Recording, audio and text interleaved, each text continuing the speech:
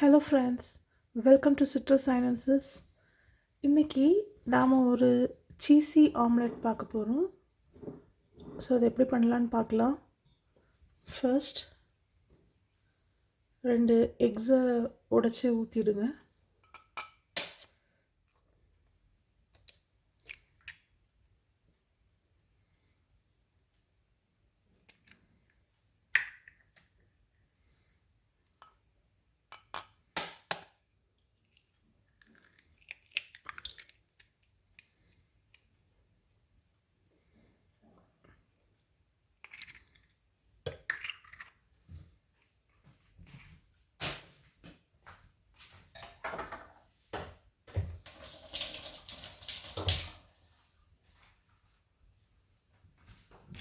ரெண்டு எக்கை உடச்சி ஊற்றியாச்சு. இப்போ நம்ம வேறு கொஞ்சம் சால்ட் ஆட் பண்ண போகிறோம்.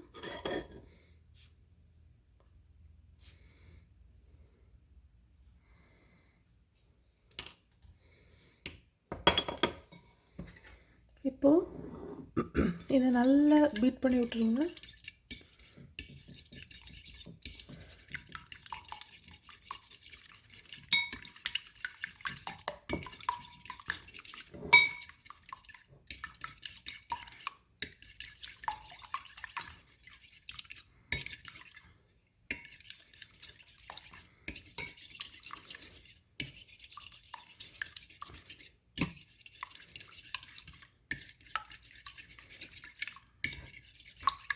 எப்போவுமே எக் பீட் பண்ணுறதுக்கு ஃபோக் யூஸ் பண்ணுங்கள். அப்போ ஈஸியாக உங்களுக்கு அது மிக்ஸ் ஆகிடும்.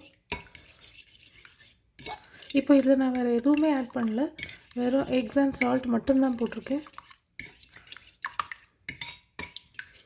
இப்போது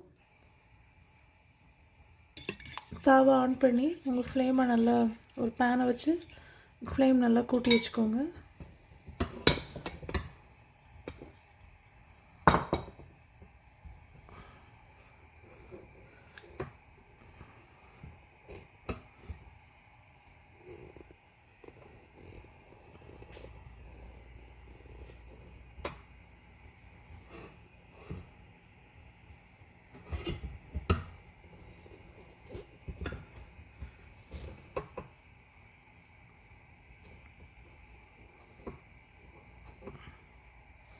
ஸோ தாவை நல்லா ஹீட் ஆகிடுச்சு இப்போது. ஸோ இப்போ நான் கீ யூஸ் பண்ணுறேன் சீசனிங் பண்ணுறதுக்கு. நான் எப்போவும் கீ அல்லது கோகோனட் ஆயில் தான் யூஸ் பண்ணுவேன். நீங்கள் உங்களுக்கு பிடிச்ச ஆயில் இப்போ யூஸ் பண்ணுங்கள்.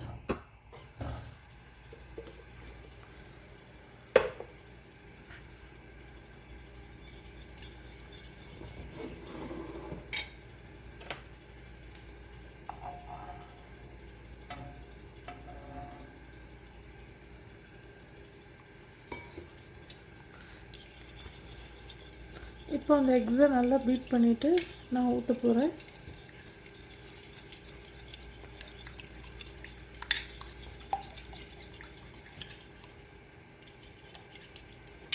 ஊற்றுறேன்.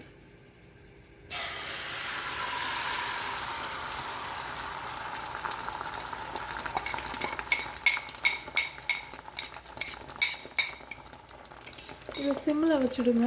ஃபுல் சிம்மில் போட்டுடுங்க. அந்த எக்கு ஹை ஃப்ளேமில் வச்சா கரைஞ்சிடும்.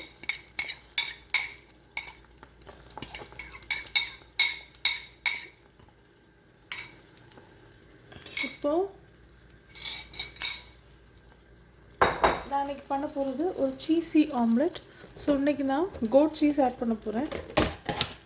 இது ஆல்ரெடி இதான் அந்த கோட் சீஸ். இது எங்கள் வீட்டில் பீஸா செய்கிறதுக்காக நாங்கள் வாங்கி வச்சுருந்தோம். ஸோ கோட் சீஸ் பார்த்திங்கன்னா இதை ஃபஸ்ட்டு இப்படி மேலே போட்டு விட்டுடுங்க. ஸோ அது அப்படியே மெல்ட் ஆகி நிற்கும்.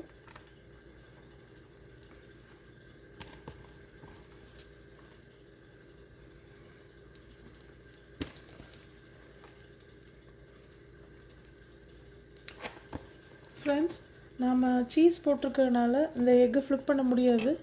ஏன்னா ஃப்ளிப் பண்ணிட்டோன்னா சீஸ் கரைஞ்சிடும், ப்ரௌன் ஆகிடும். அப்புறம் நல்ல டேஸ்ட்டும் நல்லா இருக்காது. ஸோ சீஸை ஜஸ்ட் மெல்ட் பண்ணி நம்ம சாப்பிட போகிறோம்.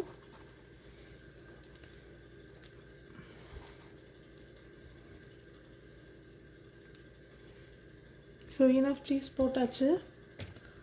இப்போது இது மேலே சில்லி ஃப்ளேக்ஸ் போட போகிறோம். இது அந்த சில்லி ஃப்ளேக்ஸ், இது ஃப்ரெஷ்லிங்கிற பிராண்டில் வாங்கினது. ஸோ இந்த சில்லி ஃப்ளேக்ஸை ஜஸ்ட் இப்படி ஸ்ப்ரிங்கிள் பண்ணிவிடுங்க.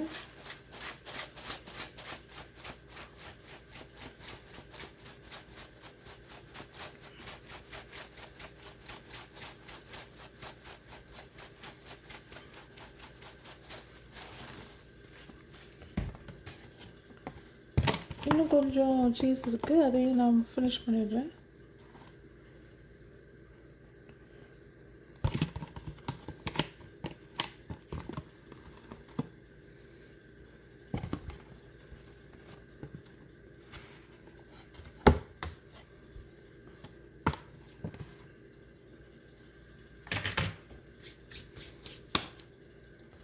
ஸோ நான் இப்போ ஆட் பண்ணுற பெப்பர்ஸ் ரொம்ப ஸ்பைஸியாக இருக்காது, கொஞ்சம் ஸ்பைசினஸ் கம்மி தான். நான் டெஸ்ட் பண்ணி பார்த்துருக்கேன் ஆல்ரெடி.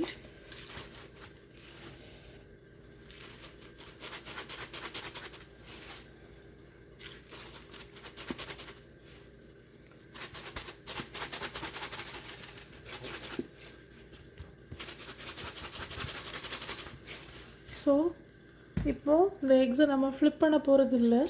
ஸோ அதனால் கவர் பண்ணி தான் நம்ம குக் பண்ண போகிறோம்.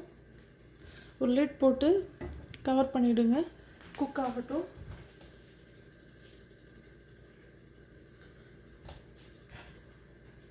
கோட் சீஸை பொறுத்தவரையில் பார்த்தீங்கன்னா கவு சீஸை விடைக்கும் ரொம்ப எக்ஸ்பென்சிவ் கோட் சீஸ். கவு சீஸை விடைக்கும் டபுள் த ப்ரைஸ் வரும். At the same time cow சீஸை விடைக்கும் ரொம்ப ஹெல்தி தான். ஏன்னா கோட் மில்க்குமே எக்ஸ்பென்சிவ், அதே மாதிரி கோட் சீஸுமே எக்ஸ்பென்சிவ் தான்.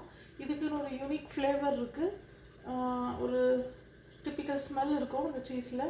ரெகுலர் கவு சீஸ் அப்படி இருக்காது. ஸோ இதுக்குன்னு ஒரு தனி ஃப்ளேவர், தனி ஸ்மெல்லுமே உண்டு. சில பேருக்கு இது பிடிக்கும், சில பேருக்கு பிடிக்காது. பட் கவு சீஸை கம்பேர் பண்ணால் இது ரொம்பவே நல்லதுன்னு சொல்கிறாங்க, goat milk and goat cheese. Because கோட்டில் ரொம்ப ஹார்மோன்ஸ்லாம் யூஸ் பண்ணுறது இல்லைங்கிறாங்க. எனக்கு எந்த அளவு உண்மைன்னு தெரியல. But still goat milk is very very expensive. பர்சனலாக நாங்கள் வாங்கியிருக்கோம். ஒரு சின்ன காட்டன் பாக்ஸே I think 1 litre pack, 1 litre பேக்கு triple the rate of cow's milk. So அந்தளவு எக்ஸ்பென்சிவ் தான் கோட் மில்க். ஸோ அதே மாதிரி இந்த கோட் சீஸுமே ரொம்ப எக்ஸ்பென்சிவ் தான். ஸோ நாங்கள் ஹெல்திங்கிற ஒரு ஆப்ஷனுக்காக தான் கவு சீஸ், ரெகுலர் மாசல்லா சீஸ்லாம் விட்டுட்டு இதை வாங்கினோம். பீஸாவுக்கு தான் வாங்கினோம். பட் என் கிட்ஸ்க்கு ரொம்ப பிடிக்கல அதுலேருந்து ஒரு ஸ்மெல்லு. ஸோ இதுக்கு ஒரு யூனிக் ஸ்மெல் உண்டு. ஸோ இப்போ நம்ம எக்ஸ் ரெடி ஆகிட்டே இருக்குது. லைட்டாக பார்க்க தரது. ஆல்மோஸ்ட் சீஸ்லாம் மெல்ட் ஆயிடுச்சு, உங்களுக்கு தெரியும்னு நினைக்கிறேன். இன்னும் கொஞ்ச நேரம் கவர் பண்ணிவிடுவோம். பிகாஸ் இதை வந்து நம்ம ஃப்ளிப் பண்ண முடியாததுனால இப்படி கவர் பண்ணி குக் பண்ணுறோம். ஃப்ரெண்ட்ஸ், இதில் வேறு நான் எதுவுமே ஆட் பண்ணலை, ரொம்ப சிம்பிள் தான். ஜஸ்ட்டு சால்ட் ஆட் பண்ணி கொஞ்சம் நல்லா எக்ஸை பீட் பண்ணிவிட்டு மேலே நம்ம சீஸை கிரேட்டட் சீஸை மேலே தூவி இருக்கும். ப்ளஸ் வந்து சில்லி ஃப்ளேக்ஸ் போட்டிருக்கோம், அவ்வளோதான். சீஸை வந்து சேவ் பண்ணுற டிப்ஸ் சொல்லித்தரேன். எப்போவுமே சீஸை ஃப்ரீசரில் போட்டு வைங்க, கீழே போட்டிங்கன்னா கெட்டுடும். ஸோ எப்போவுமே சீஸ் யூஸ் பண்ணதுக்கப்புறம் நம்ம ஃப்ரீசரில் தான் வச்சுக்கணும். அப்போ தான் அதோட ஷெல்ஃப் லைஃப் நல்லாயிருக்கும். இப்போ நம்ம தேவைங்கும்போது ஈவன் இப்போ நம்ம நாளைக்கு பண்ண போகிறோன்னா நம்ம ஃப்ரிட்ஜ் கீழே எடுத்து வச்சுக்கலாம், நார்மல் ஃப்ரிட்ஜில் எடுத்து வச்சுக்கலாம். ஸோ அப்போ நைட்டுக்குள்ளே அது டீஃப்ராஸ்ட் ஆகி நமக்கு ரெடியாக இருக்கும், கையால் எடுக்கிற அளவுக்கு இருக்கும். அல்லது அட்லீஸ்ட் வெளியே எடுத்து வச்சுக்கலாம் கொஞ்சம். ஸோ இது வந்து நான் போட்டுக்கிறது ஃபுல்லாக கிரேட்டட் சீஸ் தான் யூஸ் பண்ணியிருக்குது. ஸோ சீஸ் எப்போவுமே ஃப்ரீசரில் ஸ்டோர் பண்ணுங்கள். இப்போ நம்ம ஆம்லெட் ஆல்மோஸ்ட் ரெடி ஆகிடுச்சு, பார்ப்போம். சீஸ் ஃபுல்லாக மெல்ட் ஆகிடுச்சு. இன்னும் 2 more minutes வச்சுக்கலாம்.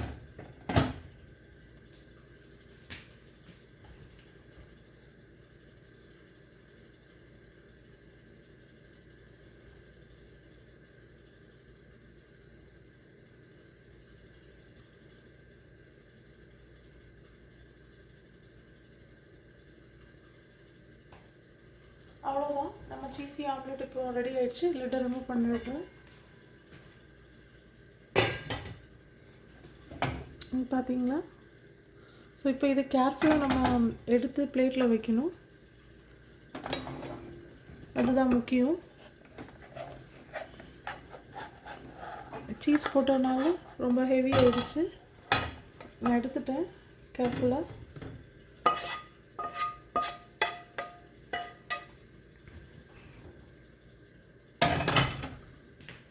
ஃப்ரெண்ட்ஸ் இங்கே பாருங்கள், நான் எடுத்துட்டேன் நீட்டாக.